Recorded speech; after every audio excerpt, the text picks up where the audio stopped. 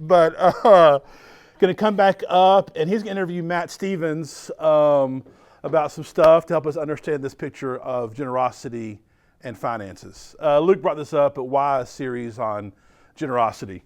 We talked through these 7 rhythms of being a disciple, or these things we're focusing on. And I think of it like this.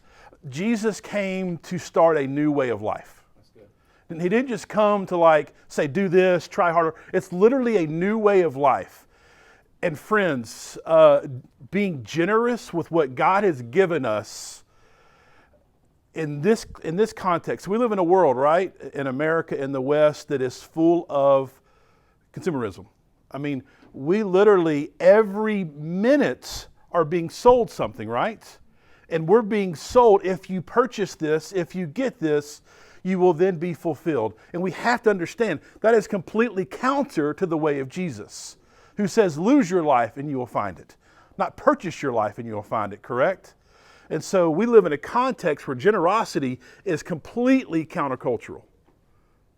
But also, second, Jesus spent we have recorded in the scriptures, 15% of what he talked about was on money and resources, and how we steward those things and how we're generous. So if we live in a context, in a climate that is completely counter to the way of Jesus with our money, and if Jesus talked about it this much, we can't ignore it, can we? And as a pastor, it can feel self-serving, talk about generosity. But part of this, friends, hear this, the way we handle our finances, the way you steward the stuff that God has given you is essential to your walk with Jesus. It's essential to the kingdom way. And so we can't ignore it. We can't deny it. We can't just look past it. Because many times what happens is, how do I say this? Money and treasure go hand in hand many times. Let me put it this way. Money and the posture of our heart, the hope of our heart, go hand in hand. Am I wrong here? No, I don't think Here, let me say this. I'm not wrong talking to myself, at least. Because I am the person that checks the account 10 times a day. We have any of those in the room right here? Those account checkers? We have a few. Not everybody. I wouldn't even know how to check that. Good for you. Good for you. Good for you. That's bussing. And I'm going to do this all day long now, just so we're clear. Just so we're clear. Oh, yes. That's good. That's good. That was good. Because y'all might relate to this. I grew up in a family where resources became scarce, right? Where family strife happened, family tragedy happened, and when that happened, money became tight. And then money became tight, and it changed the way we lived. And because of that, a lot of ways, I have this inherent fear as a husband, as a father, that I'm not going to provide, that I'm going to die, and it's all going to go away, right? And it's this thing where money, being generous with what God has given me, overtakes God in the priority of my heart. And that's where we must be careful. Which goes to our first passage today. Oh, I got all these things Jamie put on here. Let me find my passage. That's what I want. Matthew 13:44. Jesus says this great parable. This was actually, Luke taught this our first preview service. The kingdom of heaven is like treasure hidden in a field.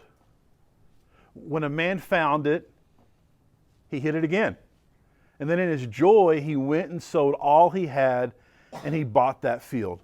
And there's lots of ways to look at this verse. Some ways to look at this verse, it's also true, is that this is the story of Jesus pursuing us, his great treasure. That he found his great treasure, and he sold everything, his life, everything, his seat in heaven, to come get us his treasure. But it's also true that finding Christ, walking in his kingdom, is like a treasure hidden in the field. See, in this parable, Jesus is appealing to something we do value. Temporary, earthly treasure. In order to teach us about what we should value. His eternal, heavenly treasure. Think of Matthew 13 as this picture that represents the true and the lasting treasures that are found in Jesus. I think that word lasting is really important, friends, that true and lasting treasure. In Jesus, the gospel is kingdom. As we're being generous, any earthly treasure that we openly let go of, there's a far greater treasure that we get in exchange. Matthew 6, Jesus unveils this more fully. He says here, do not lay up for yourselves treasures on earth,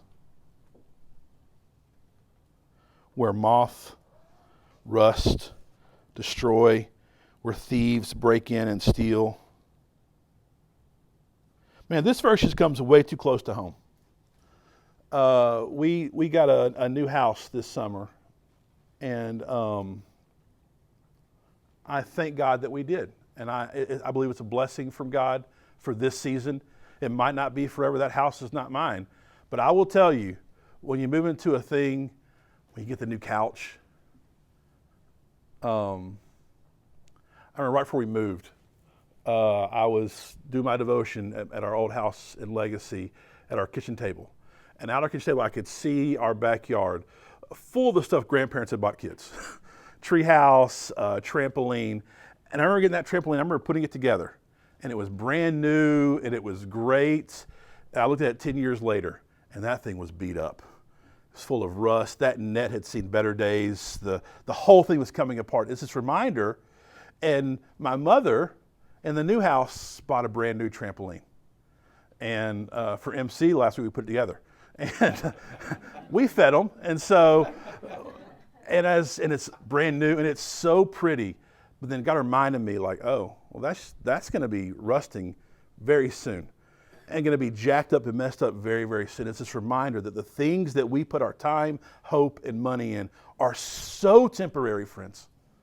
They're so temporary. They're gone like this. Let me keep going. It's supposed to be short today. Verse 20. He says here, but lay up for yourselves treasures in heaven, where neither moth nor rust.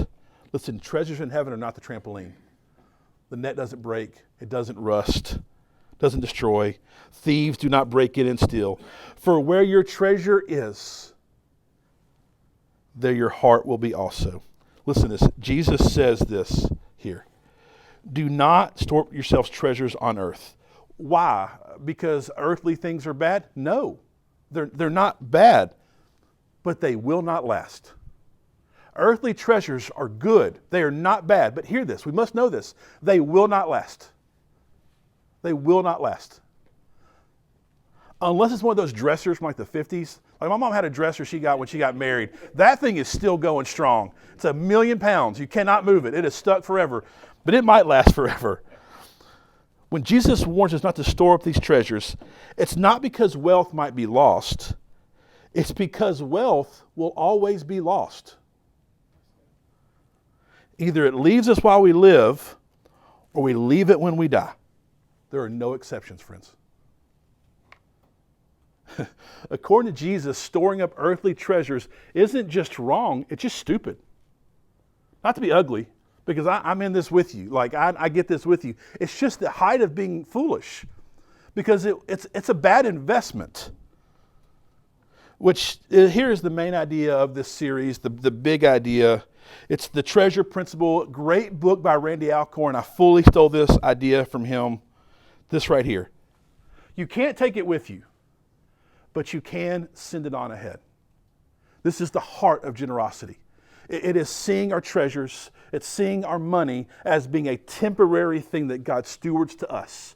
Not to hoard or hold on to, but to like open our hands and send it somewhere else for the purpose of an eternal legacy.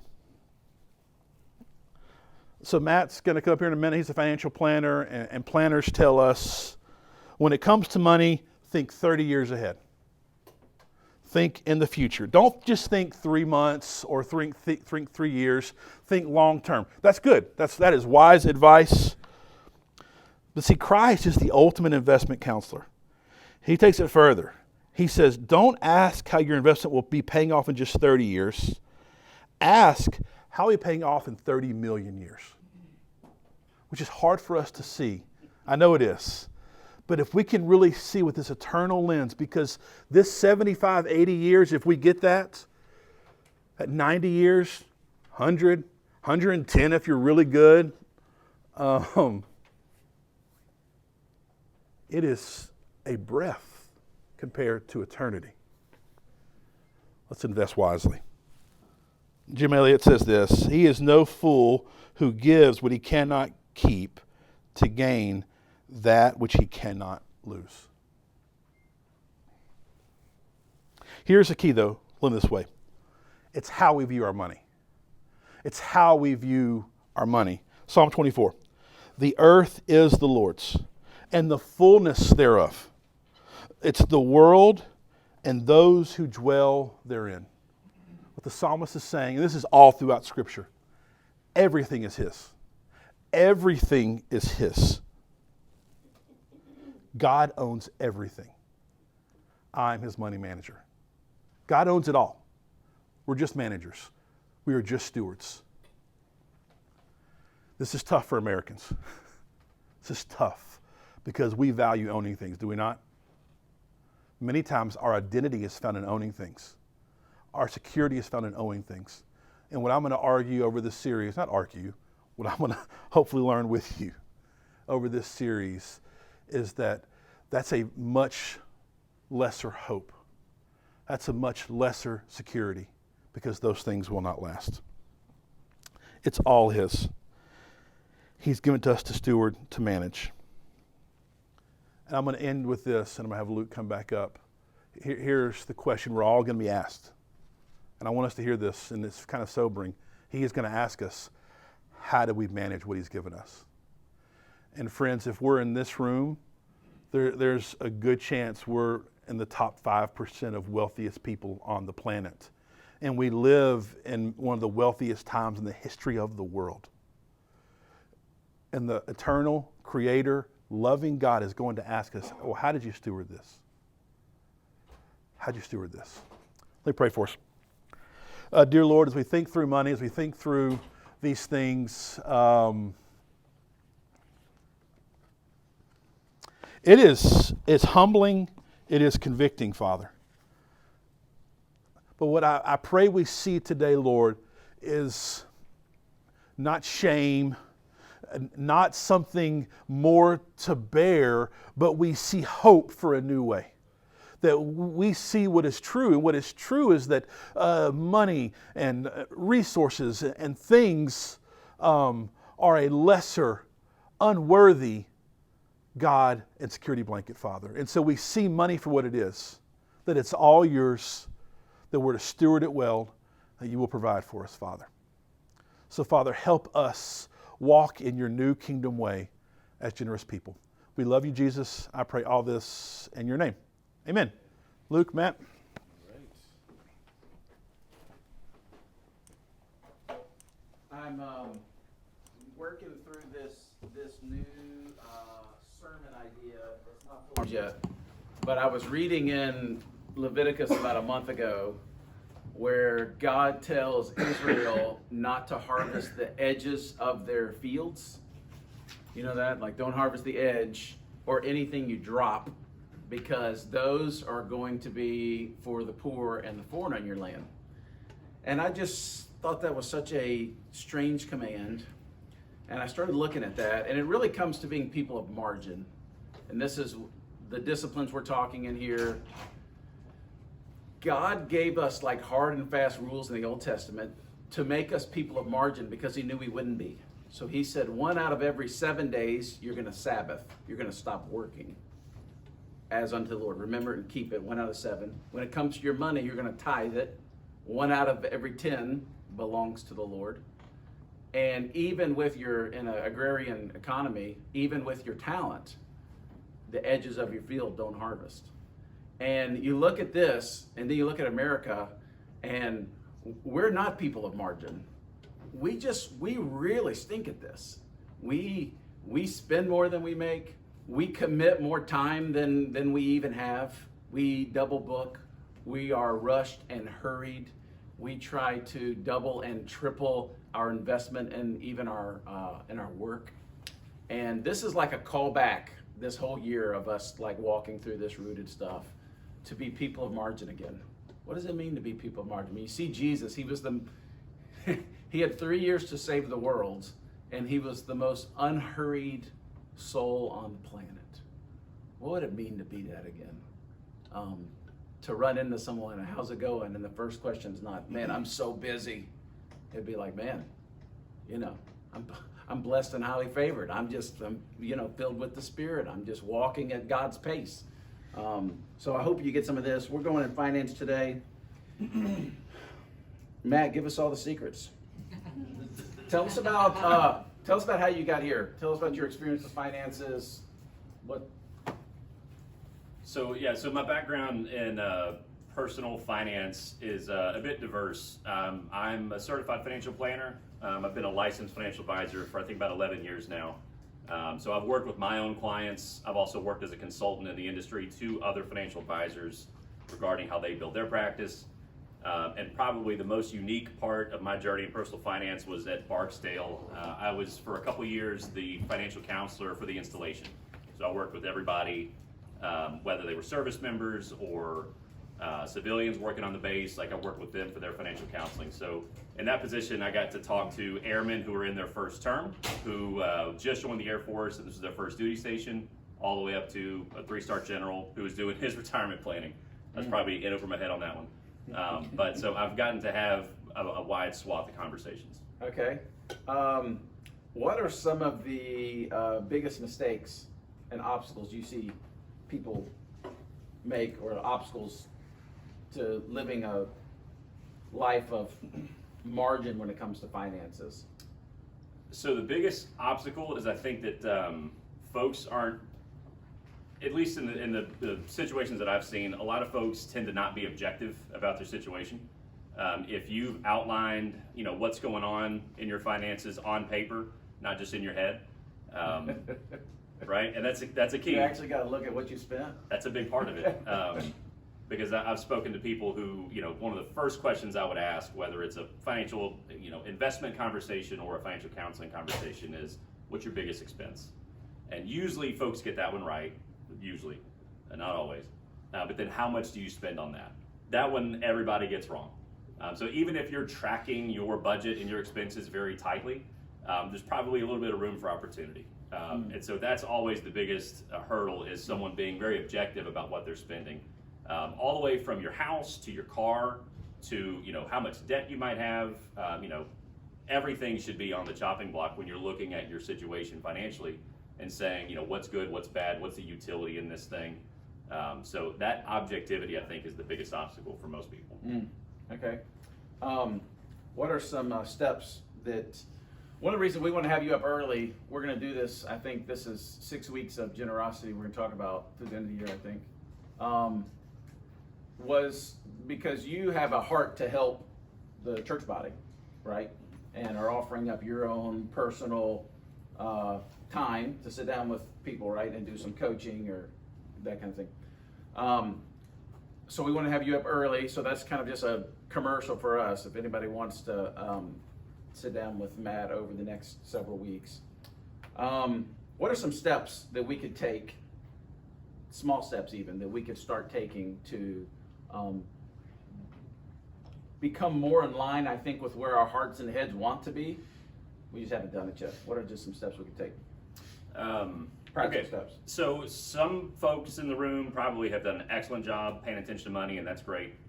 Some folks might not have, and there's a lot of reasons for the difference.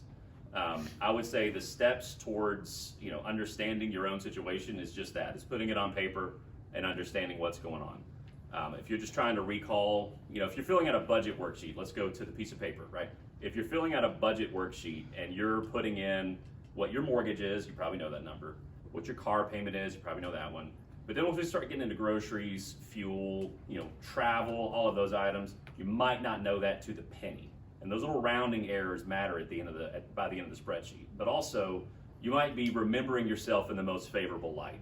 And so actually looking at your credit card statement and your bank statement, where the money is coming out of and where the money is coming into, that's where you're going to get your answers. So filling in the spreadsheet of exactly what you're spending, and the purpose of all that is not just to to pat yourself on the back and feel like you've done a good job budgeting. It's really to regain control over how you're being intentional with your own money.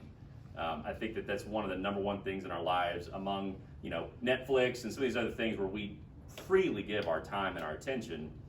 Money is one of those things where if you're not feeling in control, then the pathway to getting in control is kind of facing that demon and sitting down with anyone you share money with, your spouse or whoever else in your situation you might be sharing money with, and doing that honest assessment of what we're spending and why, so that when it comes time to give to the church, anything else in your life where you understand that you have a priority, making sure that you have trimmed off the fat, for lack of a better term. You have to face the numbers to do that. And so this feels so gross what I'm about to say. I have my business cards in the back. Here's why I brought them. I didn't bring them so that I can gain clients out of this. There's a QR code on the back. In fact, the QR code is what's face up in the stack back there. I have a calendar link on that QR code if you want to book some time and just go through budgeting, expenses, that subject matter.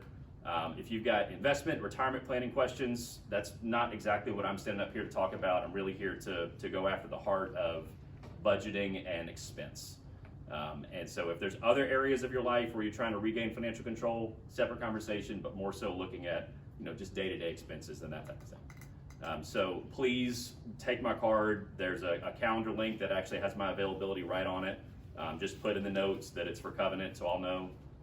But would love to help anybody who wants help with this. As a matter of fact, I've got resources in terms of like budget worksheets and different ways to sit down and go through the process of identifying these numbers. Matt, why do you think more people don't take advantage of something like that they live out of control of their finances when they really want to be in control? Yeah, it's shame. Some folks, can I talk about our business? Okay, so my dear wife is with child, about 13 weeks along. We spent, I'm not gonna say how much money this weekend, pivoting towards chasing pregnancy cravings. That wasn't in the budget. And so everybody has their little things in their month or their week or their year where I didn't really want to spend that. And man, I'd be ashamed to say in front of everybody how much we spent on our lunch yesterday. So I think shame plays a part in it, of thinking that someone's judging what you're spending, and that's really not what it's about. And so you have to face that on your own about being real about what it is, because there may be some little things in there that are simple that can be cut out with just no change in lifestyle that would be a simple change to make. Okay, good. Well, here's Matt. His stuff's in the back. We're going to throw to tables quick for a couple of discussion questions, then we're going to wrap up. So thanks, Matt. Appreciate you, man. Discussion questions at your tables. Dave, you're going to do music back on. We'll do this for about the next 10, 12, and then